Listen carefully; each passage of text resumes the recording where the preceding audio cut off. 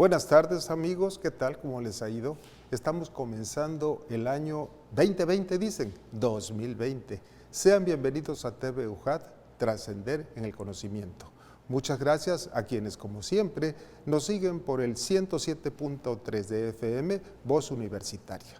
Debo dar un señalamiento en este momento por tres cosas trascendentes. La primera, ya dije, año nuevo, deseos y vida nueva. La segunda, felicitación a todo el personal de enfermería que trabaje en nuestra división y a todos en general quienes se dedican a esta noble profesión. La diabetes mellitus es el tema que hoy vamos a desarrollar. Esta es la segunda causa de muerte en México, solo por debajo de las enfermedades del corazón. De acuerdo con las estadísticas del INEGI, en 2017 murieron 106.525 mexicanos debido a esta terrible enfermedad. Hay dos entidades federativas en las que la diabetes es la principal causa y desgraciadamente el primer lugar lo tiene Tabasco y el segundo Tlaxcala. Si usted tiene diabetes, su cuerpo no puede producir o utilizar la insulina adecuadamente. La insulina es la hormona que hace esta labor. Esto conduce a una elevación del nivel de azúcar o glucosa en la sangre. Una alimentación sana ayuda a mantener en el nivel adecuado el azúcar. Es una parte fundamental el manejo de la diabetes, ya que controlando el azúcar en la sangre, o la glicemia, como se llama en química, se pueden prevenir las complicaciones de la diabetes. Y la principal fuente del azúcar, pues, es nuestra alimentación.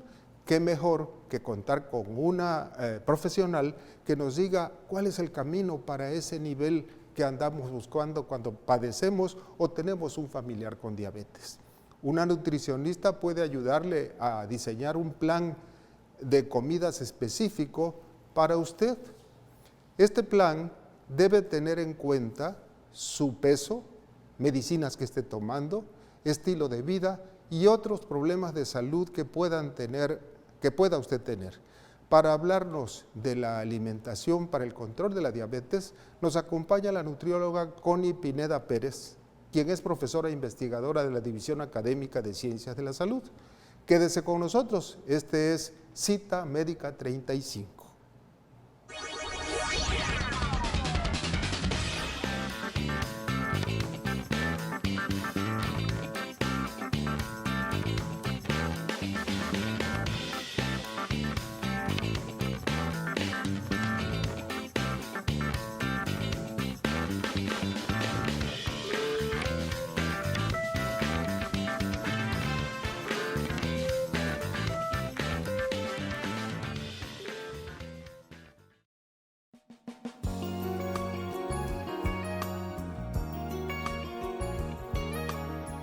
Alimentación para el control de la diabetes. ¿Por qué necesitas crear un plan de alimentación saludable? Si tiene diabetes o prediabetes, su médico probablemente le recomendará que consulte a un dietista para que le ayude a crear un plan de alimentación saludable. El plan le ayudará a controlar su nivel de azúcar, glucosa en la sangre, controlar el peso y controlar los factores de riesgo de enfermedades cardíacas como la presión arterial alta y las grasas en la sangre. Cuando consume un exceso de calorías y grasas, su cuerpo genera un aumento no deseado de glucosa en sangre. Si no mantiene bajo control la glucosa en sangre, puede provocar problemas graves como niveles elevados de glucosa en sangre, hiperglucemia, que si persisten pueden causar complicaciones a largo plazo como daños a los nervios, los riñones y el corazón. Puede mantener niveles seguros de glucosa en la sangre si elige alimentos saludables y hace un seguimiento de sus hábitos alimenticios. La dieta para la diabetes implica comer los alimentos más saludables en cantidades moderadas y cumplir los horarios de comidas habituales. La dieta para la diabetes es un plan de alimentación saludable con alto contenido de nutrientes por naturaleza y bajo contenido de grasa y calorías.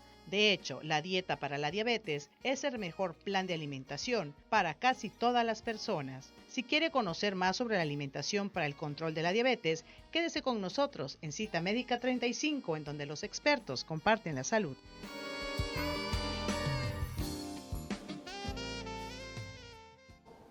Qué bueno que nos sintoniza y qué bueno que no decidió cambiar de canal, porque va a recibir información que puede ser vital o para usted o para sus familiares que tengan diabetes mellitus.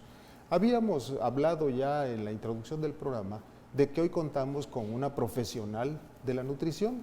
Aparte de que es licenciada en nutrición, ella es doctora en educación, entonces qué mejor que quien tenga el dominio del área educativa, que nos dé cuál es el camino para obedecer, porque muchas veces los familiares tenemos la mejor intención, pero el paciente se niega porque dice, a mí no me va a pasar nada, y cuando vienen las complicaciones es cuando decimos, Dios mío, ¿qué cosa he hecho con mi vida?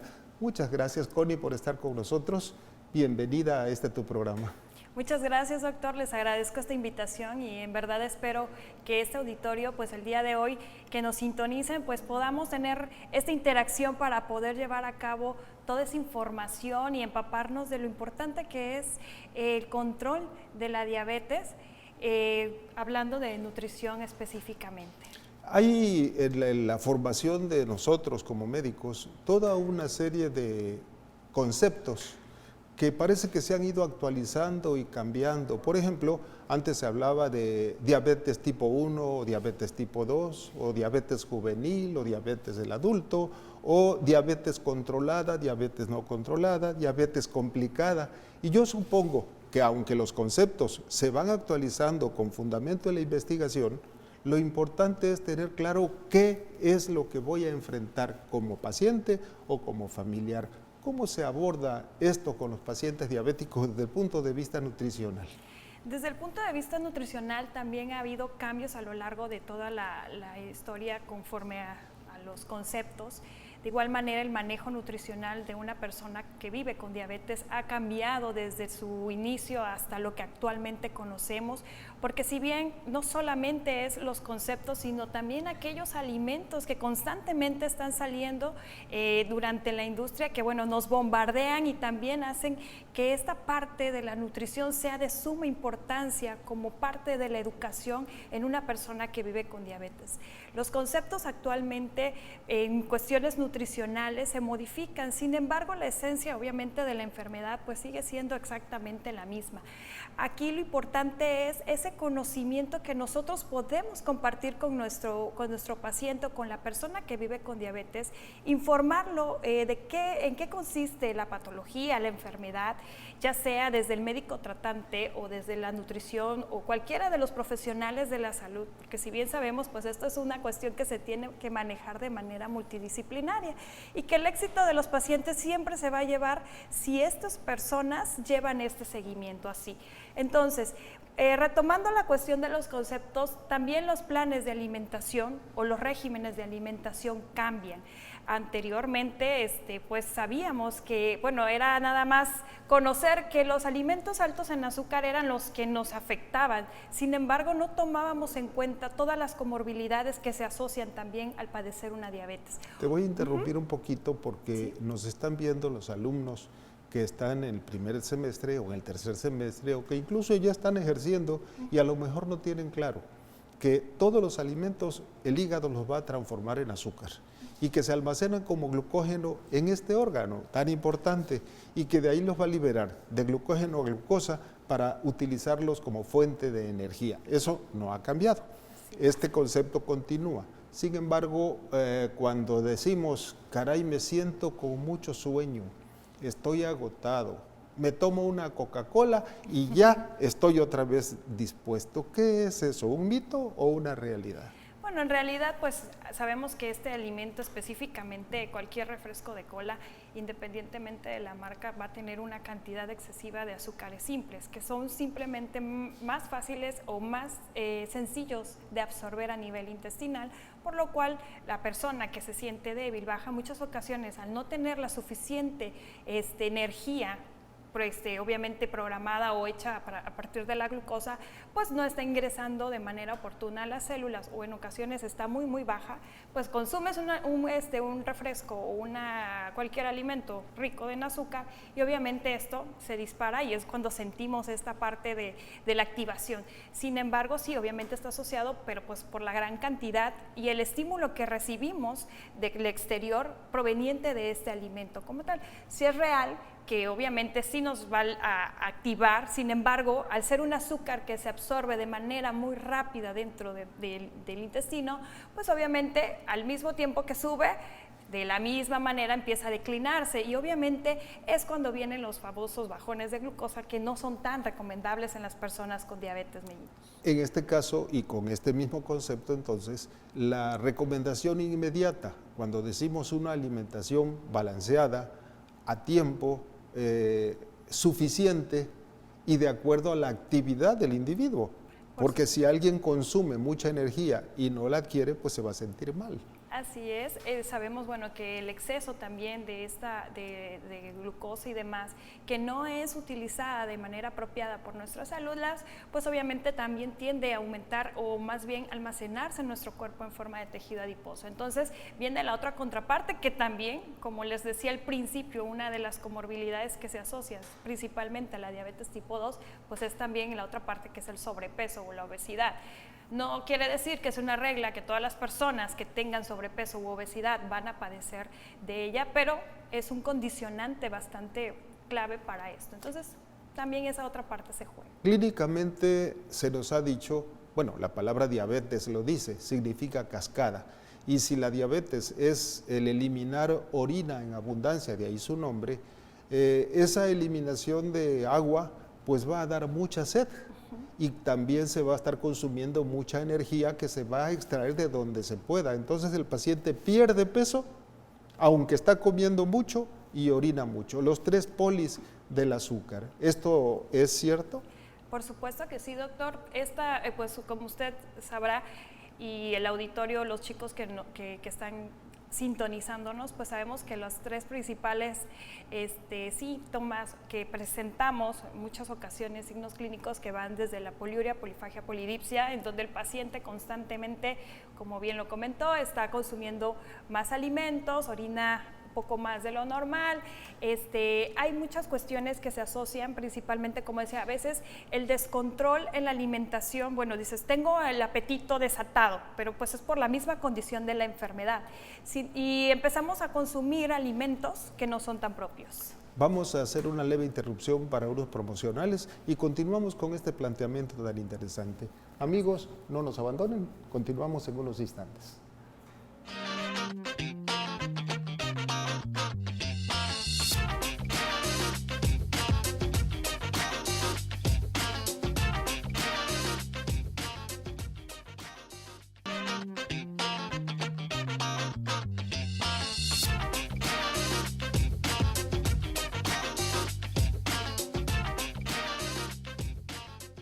Cita Médica 35 está de plácemes porque usted nos está viendo y nos está escuchando. Lógicamente está aprendiendo porque tenemos una doctora en educación que está, ya la felicité, que está haciendo en un nivel muy clarito conceptos que se lleva unos cuantos años en comprender. ¿No es así, Connie, con la bioquímica?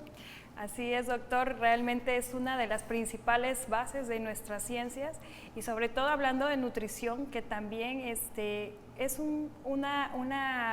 la piedra angular de todo lo que es el sistema. Nosotros conocemos muchas ocasiones la bioquímica desde una perspectiva distinta, un poco complicada, sin embargo es importante entender que es parte de nuestra vida diaria y que es la que de alguna u otra manera nos permite también llevar a cabo buenos tratamientos si entendemos desde esa perspectiva cómo debe de llevarse a cabo esta situación. Fíjate que la bioquímica, aparte de esto que es medular en nuestro tema, cuando hablamos de farmacología, la farmacocinesia o la farmacodinamia, cómo moléculas de una sustancia extraña se van a convertir en parte nuestra y cómo van a ir a actuar a nivel de la célula.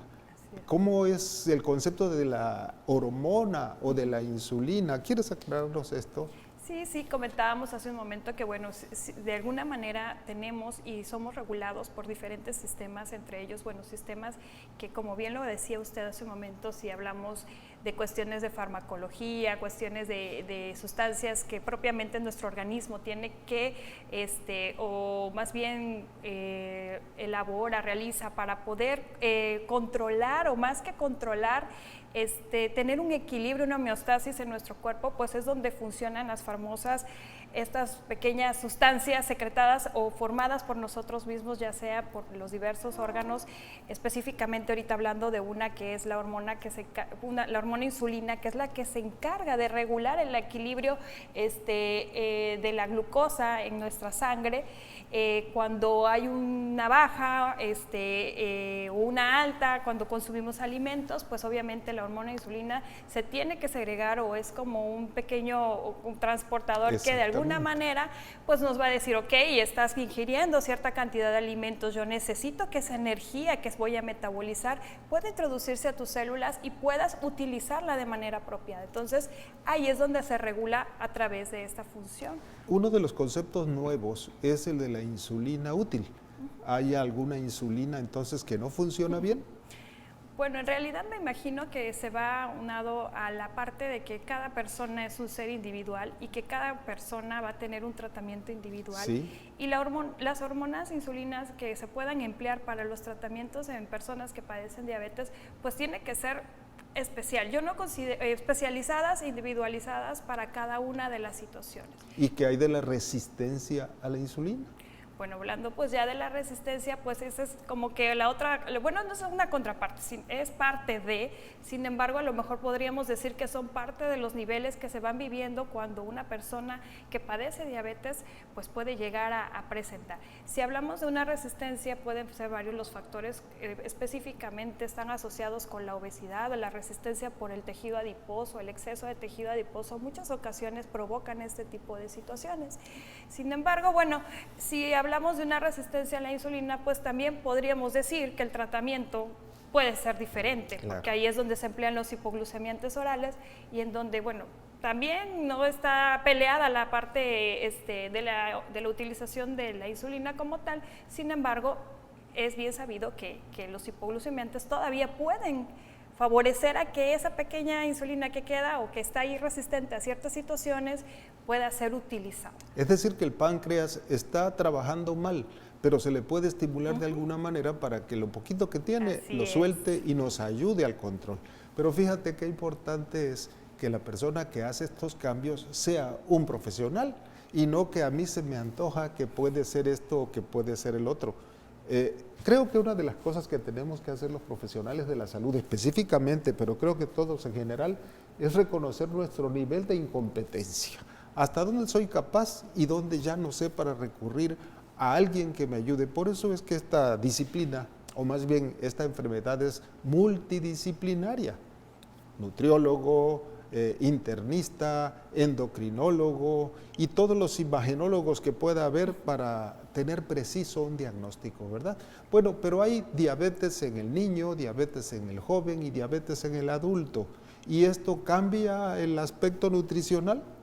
De alguna manera, el objetivo de los tratamientos en cuestiones de enfermedades, específicamente de la diabetes, tienen, pues de la principal vertiente es tener como claro la baja de la insulina, de la glucosa en sangre, tratar de mantenerla en niveles óptimos o lo que habitualmente el médico como tal espera, porque bueno, ¿cómo sé si mi glucosa está normal o está alterada? Sí, muchas ocasiones en esta parte, sí, como bien comentábamos, en el trabajo multidisciplinario, lo ideal es que el paciente acuda con su médico tratante para llevar este seguimiento, y también en cuestiones nutricionales, por ejemplo, se recomienda el automonitoreo o el monitoreo constante del paciente. ¿Qué es eso? El automonitoreo se refiere principalmente a que la persona que vive con diabetes va a aprender a monitorear sus niveles de glucosa, ya ¿Qué sea… es monitorear? pues seguirlos, evaluarlos, registrarlos. Estoy tendiéndote trampas. No se preocupe. Yo sé que esto es para que nuestro auditorio tenga claro, porque a veces empleamos ciertos tecnicismos médicos que no son muy bien entendibles, pero cuando se refiere decimos, a que llevemos como una bitácora en donde vamos anotando cómo va cambiando o va fluctuando la glucosa en la sangre o el azúcar en la sangre. Y durante el día hay diferencias de cómo estamos en la mañanita en ayunas o a cómo estamos al final del día, ¿verdad? Y todo eso se va anotando para que cuando tengamos el control de nuestro médico tratante, aquí está mi bitácora que dijiste tú, que así se llama, una anotación horaria de cómo se comporta el azúcar en mi sangre. Pero también no todo es bioquímica, hay el aspecto emotivo que no deja de ser fuerte, ya que el diabético es sumamente difícil en el núcleo familiar. Si la esposa le dice esto no, ¿cómo? Claro que sí. ¿Cómo trabaja el nutriólogo para convencer al familiar de llegar a convencer a su paciente diabético de que haga caso? Bueno, esta es una parte importante que también se tiene que trabajar muy de la mano con la psicología, que es una de las ramas que también nos apoya mucho para no solamente la cuestión de un tratamiento en una persona o en un paciente que tiene diabetes, sino también en el núcleo familiar que se desenvuelve. Habitualmente, pues siempre tratamos de educar a la persona que llega y, bueno, tú eres la persona que tiene la enfermedad y contigo me dirijo. Sin embargo, es un poco erróneo porque finalmente estamos inmiscuidos dentro de nuestro núcleo familiar, pues padres, hermanos, hijos, esposas, etc. Entonces, es importante involucrarnos. Si bien el tratamiento o el tipo de alimentación que una persona con diabetes debe llevar no es ninguna alimentación radicada o especial a lo que una persona, una población en general pueda tener. Entonces, es también promover este estilo de vida o este cambio de hábitos de alimentación que por desgracia o por fortuna tenemos los mexicanos y en general en todo el mundo, pues simplemente esta pequeña modificación de hábitos que la familia se ve inmiscuida en ello. La plática con los familiares, con la persona que está a cargo y obviamente con la persona que está padeciendo la enfermedad y hacerle ver la importancia del cuidado y cómo solo con cuidar solo, porque estamos minimizando realmente el solo al decir que solo con la alimentación. Claro, es un parteaguas importante para el éxito del tratamiento. Mencionabas algo que se nos va perdiendo día con día, la convivencia con la familia. Casi siempre en las necesidades de hoy, pues cada quien come a la hora que puede, solito, como puede y lo que puede. Y esto para un control no creo que sea nada fácil. Si está el núcleo familiar, está la esposa, el paciente, que supongo que él sea el diabético, o están los niños a la hora de la comida, ¿cómo evitar que se sienta desplazado el que tiene una alimentación especial? Sí, es muy importante dejarles claro a los familiares la importancia de que la persona con diabetes se siente incluida dentro de la familia, porque finalmente es parte de nosotros y no está, no es ninguna persona que esté excluida y que es importante hacerle sentir esa otra parte que bueno, somos parte y estamos contigo en este proceso, que realmente es un proceso que se tiene que llevar juntos. Como les vuelvo a repetir, la alimentación general en una persona que vive con diabetes no es diferente a la de una familia en general. Entonces, se recomienda, hablando de nutrición, bueno, que los familiares adopten también parte de las dietas, los alimentos que se le recomiendan a la persona con diabetes, pues que todos entremos en este mismo círculo, porque bueno, si es una persona que tiene una diabetes que ha sido monitoreada por un determinado tiempo o porque lo ha llevado de manera adecuada, pues puede consumir ciertos tipos de alimentos que también los familiares podrían hacerlo. Sí, obviamente evitando a lo mejor aquellos que no son tan benéficos, claro, por su contenido de azúcares y demás, pero bueno, tratar de que eso siempre sea como en conjunto, no, bueno, yo como primero, tú comes después, porque bueno, desde ahí empezamos ya con excluir cuando no debe ser. Y por otra parte, la apariencia de los alimentos es muy importante. Las verduras y las frutas son de muchos colores y eso le permite a quien presente el alimento la creatividad y mostrar apetitoso el platillo, ¿verdad? Aunque excluyendo, como tú dices, los carbohidratos o los azúcares que lleve de más. Existen edulcorantes artificiales que en un momento dado pueden ayudar al sabor de los alimentos. Y bueno, en este aspecto ya de la práctica clínica, el paciente llega y dice, doctora, me mandan con usted porque tengo diabetes. Yo vengo a verla como nutrióloga porque el doctor me dice que debo perder peso, además de que debo evitar aquellos que me van a enfermar el corazón y controlar mi azúcar. Son un mundo de cosas. ¿Cómo es la vida de un nutriólogo ante esta dinámica? Ahorita que lo comentas, se me viene a la mente mis alumnos. Siempre les digo cuando hacemos este tipo de casos clínicos y dinámicas en donde tratamos de enfrentarnos a pacientes reales en la formación, les digo, es que nunca nos va a llegar un paciente con una sola cosa. Siempre vamos a tener diversos tipos de situaciones clínicas que debemos de abordar con la misma importancia. Excelente. Vamos a continuar con el tema. Muy bonito, por cierto, ya me estoy aficionando. En unos segundos, por favor, no se vaya. Al ratito estamos con usted.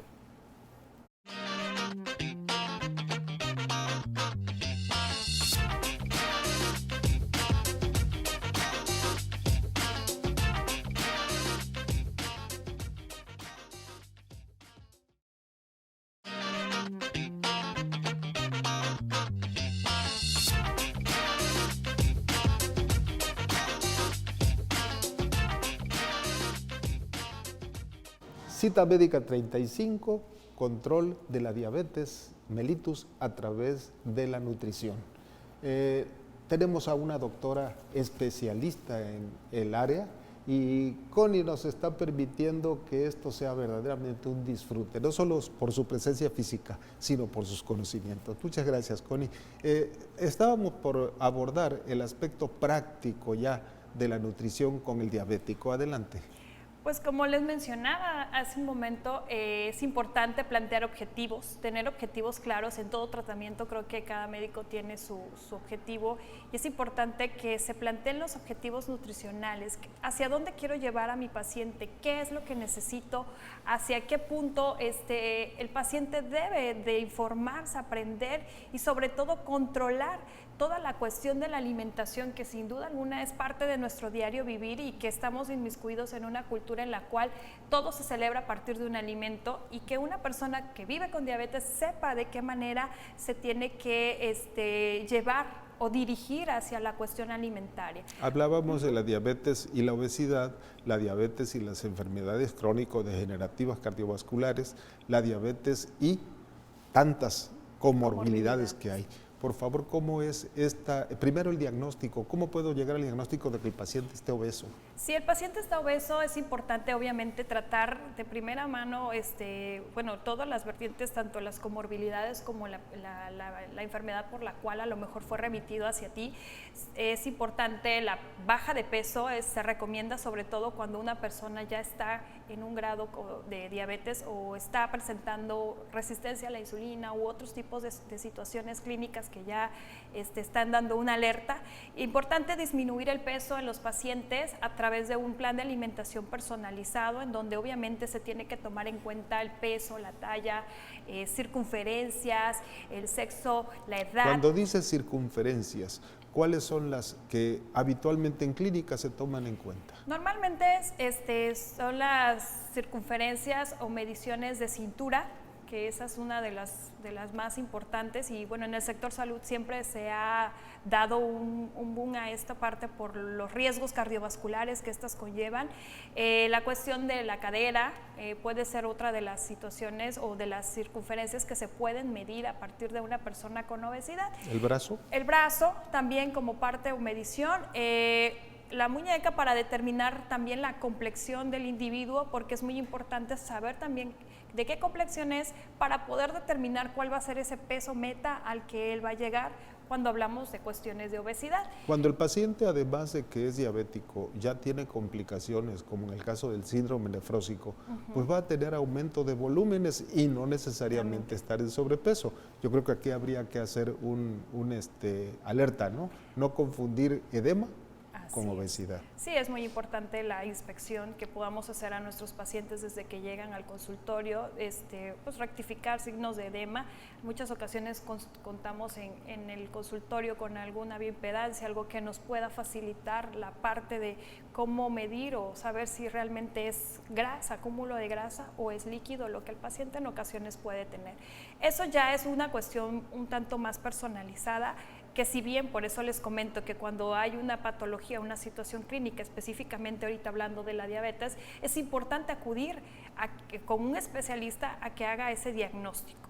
Independientemente ya de los objetivos que se puedan plantear y que se haga la valoración nutricional, posteriormente el paciente tiene que manejarse los cálculos que habitualmente los nutriólogos conocemos y hacemos con exactitud de cuántos son aquellos macronutrientes que el paciente debe de consumir, hablando de carbohidratos, de proteínas y de lípidos.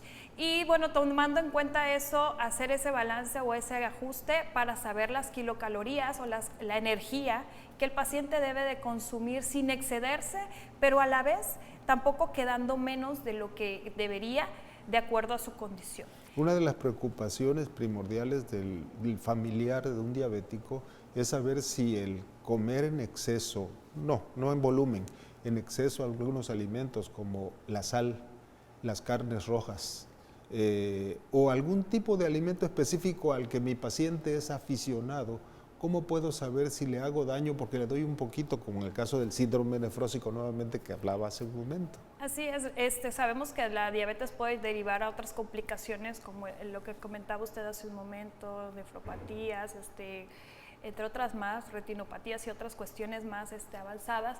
Sin embargo, es importante que el control de esos alimentos o esos gustos sean pues en la consulta o en el abordaje de la consulta se comenten directamente con el nutriólogo tratante para saber si realmente la condición que el paciente actualmente vive sea o no un alimento restringido. Lo hablamos con el síndrome que usted comentaba hace un momento, pues bueno, y habríamos que checar ya otras consideraciones, claro, como es la restricción proteica en algunas de las ocasiones, saber si el paciente está teniendo alguna alteración o no de otro tipo. Entonces, aquí sí tendríamos que ser un poco más estrictos. A mayor complicaciones, obviamente el tipo de alimentos tiene que ser todavía más, pues un poquito no restrictivos, pero sí de cuidado. Y muy personalizado, decías tú. Exactamente, así ¿Sí? es. Bien, pues esto nos lleva a que el paciente esté a gusto con nosotros como nutriólogos o como médicos, o que el paciente se sienta incómodo porque le restringen tanto, ya no quiero ir porque esto no es vida, ya no quiero vivir. Entonces aquí es el enamorar al paciente para que esté sintiendo el deseo de vivir, la calidad de vida. Continuando con el proceso clínico del paciente, ya tienes a tu paciente, ya sabes qué tipo de diabetes tiene, cómo le das las instrucciones de lo que va a desarrollar, que sería ya la parte de recomendaciones generales para nuestro auditorio. Sí, ya que bueno, tenemos el plan de dieta personalizado en el cual se ha calculado la cantidad de los macronutrientes que necesita, es importante también empezar se diseña el menú de acuerdo a los tipos de alimentos. También es muy importante dejar en claro a nuestro auditorio que, bueno, a veces dicen no, que ciertos alimentos son buenos. Hablemos de las frutas y su tabú hacia los pacientes con diabetes cuando dices, es que a mí me prohibieron comer todo tipo de frutas, cuando en general las frutas también tienen un tipo de fibra que nos va a favorecer el vaciado gástrico y por ende que la absorción de esta azúcar que tienen pues no sea tan de golpe como otros alimentos. Entonces ahí hay que aprender a identificar con los pacientes, bueno, de los carbohidratos que consumimos, cuáles van a ser aquellos que me favorecen y cuáles aquellos que no, en qué alimentos los puedo encontrar y en qué alimentos no. Obviamente el abuso en cualquiera de las cuestiones pues obviamente no va a ser apropiado, sin embargo dejarles en claro, bueno, las frutas contienen un tipo de fibra que nos va a favorecer en este proceso absortivo, a diferencia de un alimento que es 100% procesado, que solamente tiene la absorción directa y que bueno, por una u otra razón va a elevar tus niveles de glucosa. Mencionaste una palabra clave, procesamiento de los alimentos. Cuando vamos al supermercado, vemos una gran cantidad de atractivos en colores, en formas, que hacen creer y dicen incluso en la información nutricional que tiene determinada cantidad de nutrientes, más en letra muy pequeñita tienen lo que andamos buscando, que es que no tenga exceso de azúcares. Esto vale la pena que lo subrayemos con nuestros... Así es, dentro de la industria existen diferentes tipos de alimentos que en muchas ocasiones, como bien lo comenta, bueno, en las letras grandes nos mencionan, bueno, este producto es bajo en azúcares o bajo en grasas, pero en realidad no nos está dando, y es muy importante el saber leer etiquetas, sobre todo en las personas que viven con diabetes, para identificar aquellas sustancias que en las cuales no debemos de consumir o cuáles podrían ser permitidas como parte de sustitutos de azúcar. En muchas ocasiones estos sustitutos o este tipo de alimentos te venden esta idea y sin embargo provienen sus fuentes de otras que no son tan buenas para nosotros, y bueno, sería mejor que lo consumieras a partir de una sacarosa que a lo mejor de otros tipos de productos. Cuando decimos sacarosa son azúcares naturales, azúcar de mesa. Y si decimos los edulcorantes, ¿cuáles son no recomendables? Bueno, en realidad hay un sinfín de edulcorantes, así podríamos enumerar una lista muy La grande. stevia está muy de moda y es un producto vegetal y mucha gente piensa que no hace daño. Así es. No, en realidad al igual que, bueno, hablando de marcas, el aspartamo, lo que es la stevia y otros más, pueden ser empleados. Sí, las mismas organizaciones nos mencionan que pueden ser utilizados como parte de un sustituto del azúcar de mesa. Para darle un gusto al paciente. Exacto, para sentir este dulzor. Sin embargo, también, bueno, tomar en cuenta que el exceso de ellos, pues muchas ocasiones vienen o son provenientes de sustancias químicas que, bueno, te van a dar ese dulzor. Sin embargo, pueden tener otra repercusión. No se ha documentado como tal, no hay una cuestión científica que nos avale, que decir, bueno, los edulcorantes son buenos, son malos, pero el exceso, como en todo, pues obviamente nos va yo le tengo cierta desconfianza cuando un alimento dice light.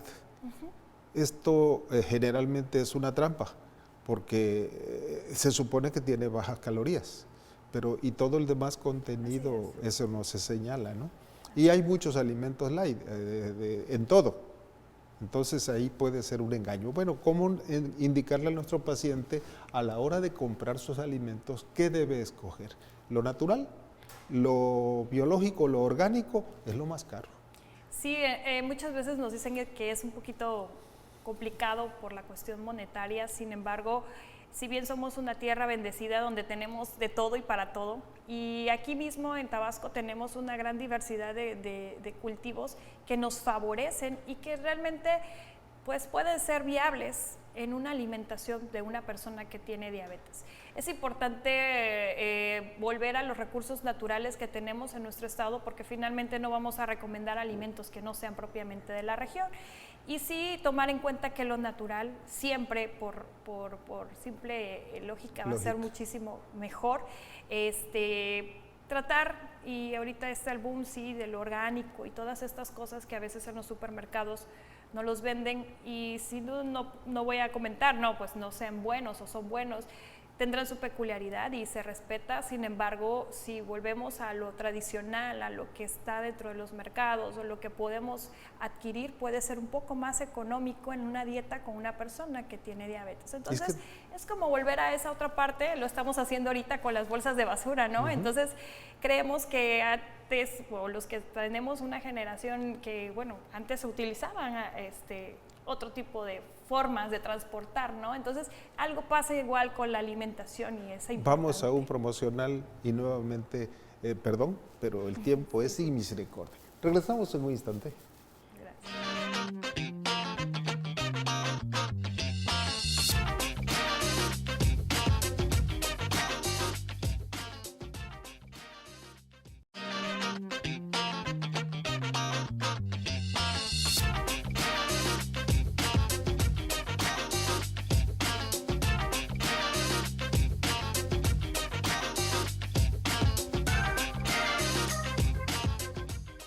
Todo lo que comienza termina, amigos, y llegamos prácticamente al último bloque de este programa.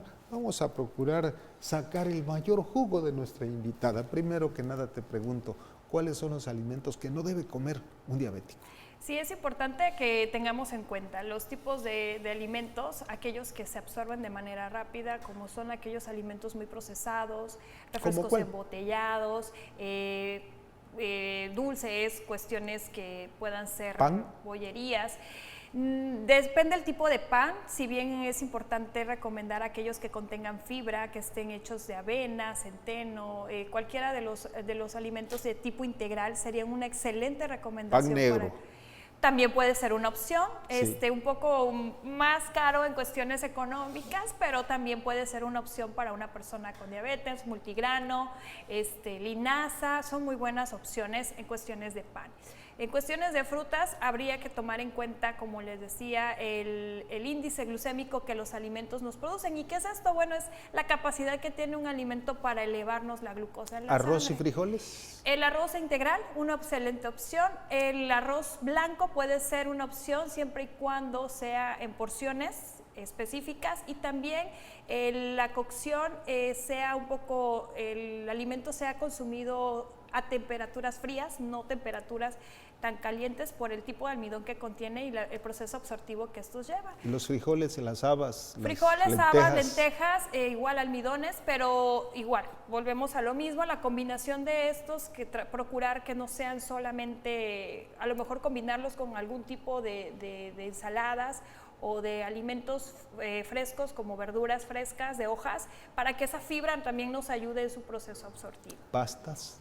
Pastas refinadas, sí es un poquito Fuera. no tan recomendable, pero siempre y cuando, mire, mientras tenga un control, siempre se los he dicho a mis pacientes, mientras tú tengas un control, puedes tener una alimentación con todas aquellas cuestiones, siempre y cuando las llevemos en porciones y en raciones recomendadas. Cuando dices control, es que yo esté consciente de que no hay peligros. Así es. Y si estoy controlado, puedo darme uno que otro gusto. Si salgo de eso, regreso a mi condición anterior. Sí, tomando en cuenta que esto debe ser un estilo de vida.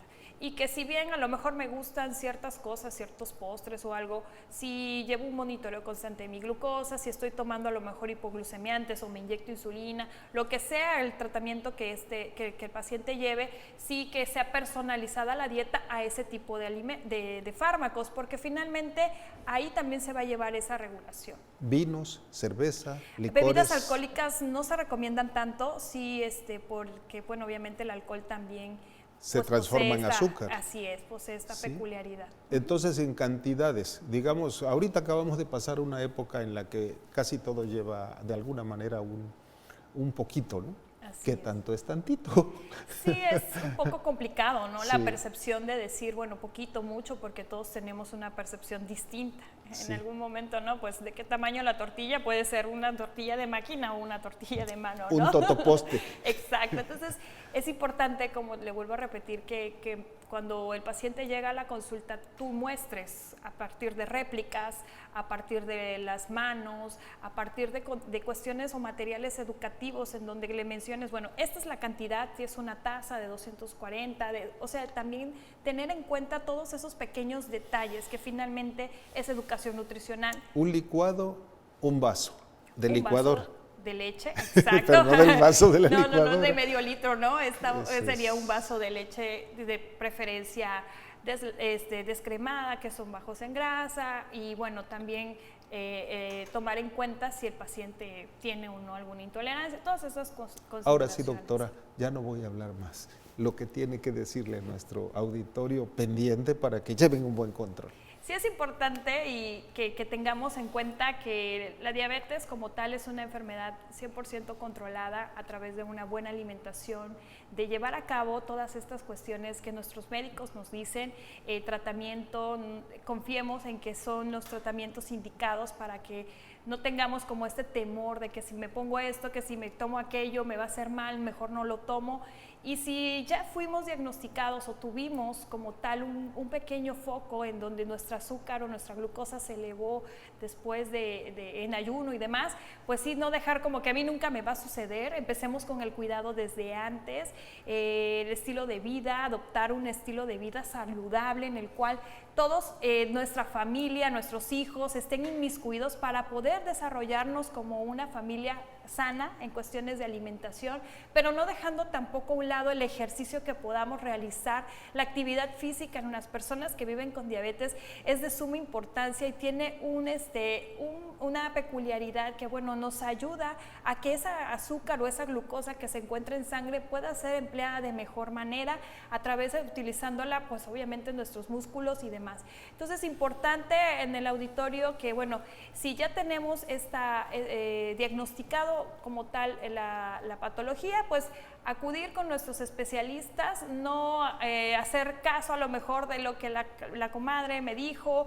o no, si bien todos tenemos un área de expertise la cual podemos resaltar, procurar el cuidado de la alimentación, no pensar que todos los alimentos están prohibidos, que todas las frutas no las puedo consumir, preguntar y asesorarnos cuáles son aquellas que pueden tener un índice glucémico bajo, que me elevan menos la glucosa, menos tiempo que en las otras, porque sí hay diferencias entre unas y otras, y los tipos de carbohidratos que puedo consumir, tratar de que sean carbohidratos provenientes de cuestiones integrales, de panes integrales y otras cuestiones, y bueno, minimizar o si de alguna manera podemos erradicar el consumo de bebidas embotelladas, de alimentos que son dulces, por simple fabricación o procesados, puede ser una opción que nos pueda ayudar a disminuir el consumo de agua, que está bastante muy bien estudiado y sabemos de la importancia que esta tiene, y pues también evitar los tiempos prolongados de ayunos en personas que tienen diabetes. Esto no nos ayuda, al contrario, perjudica que el paciente tenga bajas de glucosa o altas de glucosa de manera repentina sin un control, porque obviamente va a tener otra repercusión. Es importante también, aparte de lo que mencionábamos de los ayunos, pues tratar de que la alimentación sea balanceada, completa, con todas las características de una alimentación o las leyes que también en la alimentación nos rigen. Entonces, nos platicaba la doctora Pineda que ella en su formación como nutrióloga y ahora como profesora se enfrenta al área clínica habitualmente. Y eso significa que tiene una gran experiencia. ¿Dónde le podrían localizar las personas que estén interesados en que les ayude al control de su diabetes? Bueno, actualmente me encuentro en el Centro Holístico Hábitos, que se encuentra aquí en la colonia La Florida, en Pedro Saucedo número 6. Ahí pueden encontrarme para las consultas y todo lo que conlleva a un plan de alimentación, no solamente en cuestiones de diabetes, sino todo el que es control de peso y diversas enfermedades crónico-degenerativas y demás. Ahí habitualmente en horarios por las tardes, con cita previa, al número telefónico 9932-019923. Se agenda la consulta y pues con mucho gusto podemos orientar a nuestros pacientes. Hay una pregunta de nuestro público. ¿Cuáles serían las frutas recomendables?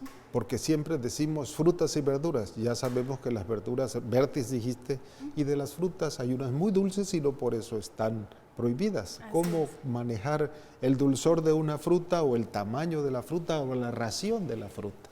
Sí, es bien estudiado que, bueno, hay ciertas frutas específicamente aquí del estado, ¿no? Que siempre nos dicen, no consumas el plátano, ten cuidado con el mango, que sí, habitualmente tienen un índice un poquito mayor que a lo mejor si consumimos otro tipo. Es importante también tomar en cuenta que la maduración del alimento, en este caso de las frutas, también va a llevar un proceso el cual puede tener un dulzor un poquito más característico. No quiere decir que lo vayamos a consumir todavía sin haber madurado lo suficiente, pero tampoco esperar a que la maduración sea completa. En el caso del plátano, cuando lo compramos está amarillo verdoso. Si se come es áspero. Se deja unos días, toma color amarillo intenso y está en su momento. Exacto. Si empiezan a aparecer pintas o ya está oscuro, está muy cargado en azúcar, ese ya no es recomendable. No sería recomendable, sería lo ideal que esté como en el punto exacto, al igual que otras frutas como lo es el kiwi, las fresas, bueno, hablando de la papaya. La sandía. La sandía tiene una gran cantidad de agua, puede ser igual en raciones. El melón. Igualmente podría ser una fruta que puede ser. La papaya. La papaya también, que también es muy dada aquí en el estado. La guanábana. La guanábana igual, regularmente, como le vuelvo a repetir, tiene mucho que ver la cuestión de sí, qué me refiero a la cantidad. Las cantidades siempre van a ir en función. Tú decías que se midan. Puede ser en tazas, en puños, habitualmente, sobre todo en el control de la diabetes, y más cuando hay un tratamiento con insulina y demás, sí se tiene que contabilizar exactamente cuánto es la cantidad adecuada. Eso es. Entonces, es importante que, bueno, el esquema que tengamos, también tomar en cuenta los gramos de carbohidratos que se están suministrando en la dieta para posteriormente, pues, tener un control y regularlo. Entonces, siempre y habitualmente lo vamos a hacer por mediciones, en cuestiones específicas de tazas o puños o... En el caso de los granos, de los granos que se consumen secos, como las almendras, las nueces, ¿cuáles son los ideales? ¿Qué cuidado debe tener el diabético para no exagerar con estos? Y si es conveniente que tengan o no sal añadida. Sí, los granos ahorita, o todo lo que son almendras, nueces, son una excelente opción, sobre todo cuando hay hiperlipidemias en los pacientes, porque bueno, por el tipo de grasas que contienen, pues son un poco mejores en cuestiones metabólicas. ¿Pero para el diabético? Para la persona con diabetes lo puede consumir siempre y cuando igual hablemos de no exceso. Si bien estamos comentando, ¿no? Veo que hay un control, que no hay un desequilibrio, a lo mejor sí tomar en cuenta que tal vez no sea todos los días. Ajá. Puede ser a lo mejor intercalado en la semana, de 1 a 3 veces por semana, y la ración recomendada para el público en general, pues es un puño. Ha sido muy amable. Créeme que yo estoy muy satisfecho. Espero que ustedes, amable público, también lo hayan sentido. Y si no, da pie a otro programa. Por supuesto. Connie, muchas gracias. Esta es tu casa. Amigos, nos vemos el próximo programa, el próximo viernes, en este mismo canal. Adiós.